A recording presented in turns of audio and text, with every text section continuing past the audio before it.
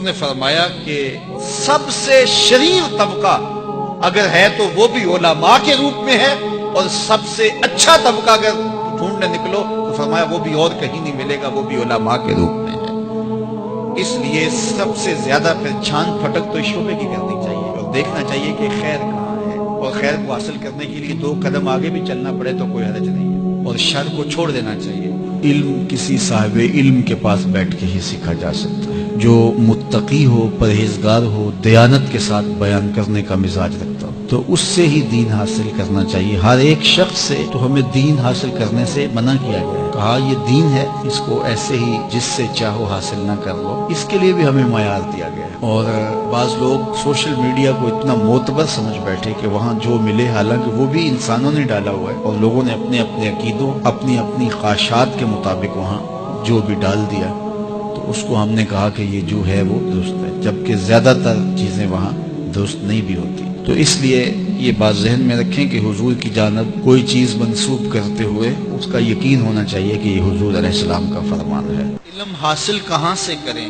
سنو، رسول کریم صلی اللہ علیہ وآلہ وسلم نے ارشاد فرمایا ہر اس شخص سے کہ جو عادل ہے، منصف ہے۔ فرمایا کہ جو تمہارے بعد میں آنے والے لوگ ہوں گے ان میں سے تم ان سے علم حاصل کرنا جو غلو میں سے اصل حقیقت نکال کے تمہیں دیں گے۔ باطل پرست لوگوں نے دین کے اندر جو چیزوں کی ملاوٹ کی ہوئی ہے، اس ملاوٹ شدہ چیزوں کو الگ کر کے اصلی اور کھرا دین تمہیں دیں۔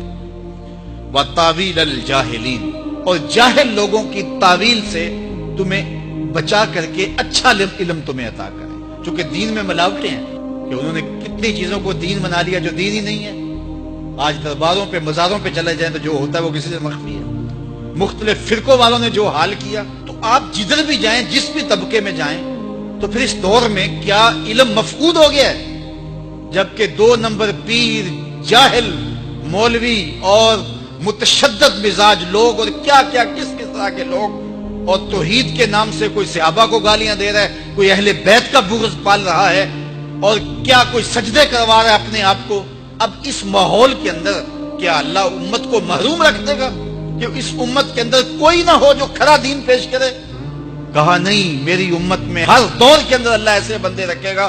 فرمایا میں اپنے ان نائبین کی طرف تمہیں بھیجتا ہوں۔ رسول اللہ نے فرمایا میرے وہ نائب ہر دور میں موجود رہیں گے جو ایسے ماحول کے اندر بھی اچھی طرح سے دودھ رڑک کے تمہیں مکھن نکال کے دیں گے، تمہیں اچھا دین دیں گے۔ ان کے پاس جاؤ، محنت کرو، کوشش کرو، اور ان کی صحبت میں بیٹھو اور علم کا نور حاصل کرو۔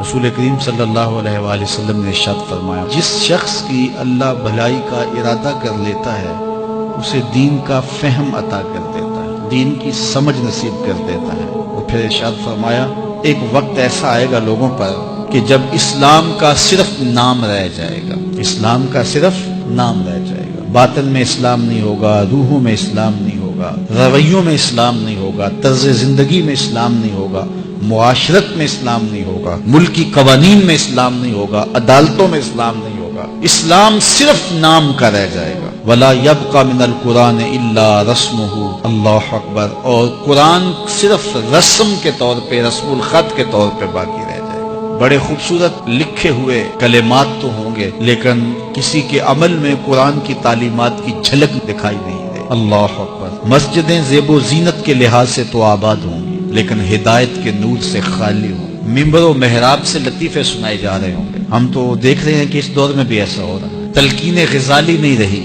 اور فلسفہ رومی نہیں رہا، اذان رہ گئی، انداز بلالی نہیں رہا۔